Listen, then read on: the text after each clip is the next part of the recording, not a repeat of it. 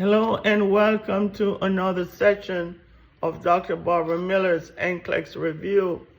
Today we're going to be talking about heart failure. Okay, you need to know the different types of heart failure in the event that question arrive on your State Board of Nursing examination. So heart failure is the inability of the heart to meet the tissue requirements for oxygen. It is characterized by fluid overload or inadequate tissue perfusion, and it has been called congestive heart failure due to the frequent occurrence of pulmonary peripheral congestion, most often chronic condition with a goal of preventing acute exacerbation. So let's start with left-sided heart failure. Remember, left-sided heart failure, everything that is pulmonary, okay, patient having shortness of breath, patient dyspnea, patient is coughing. Upon auscultation of the lung, you will hear crackles, orthopnea, paroxysmal nocturnal dyspnea, low oxygen saturation levels, elevated pulmonary arterial wedge pressure. That is left-sided heart failure. And in contrast, right-sided heart failure is more systemic.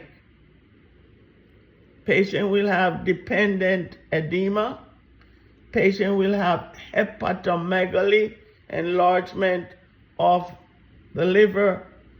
Patient will have ascites, anorexia and vomiting, weakness, weight gain, jugular vein distension, and also elevated central venous pressure. They will monitor the patient using hemodynamic monitoring. You will see this type of monitoring goes on in the critical care units, the CCUs, ICUs, okay?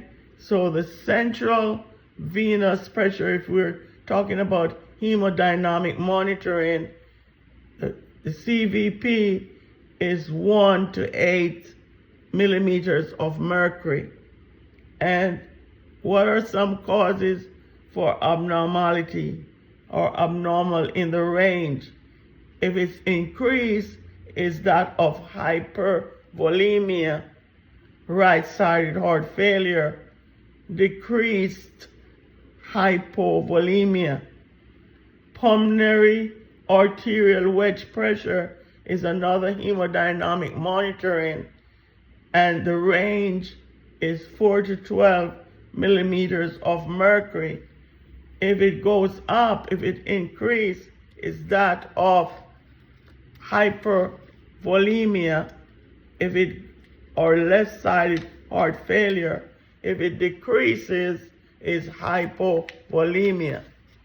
These patients need collaborative care from the cardiologist, the attending physician, the nutritionist, the nurse, okay, the physical therapist. So a collaborative care or collaborative practice care plan would be needed. So the nursing intervention, respiratory status, you want to auscultate lung sounds to detect crackles. Remember, you will hear that. You will hear that in the left-sided heart failure. Wheezes.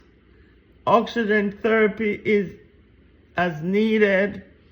You want to position the patient in a Fowler's position to help the work of breathing, fluid volume, fluid restriction, depending on the severity of the heart.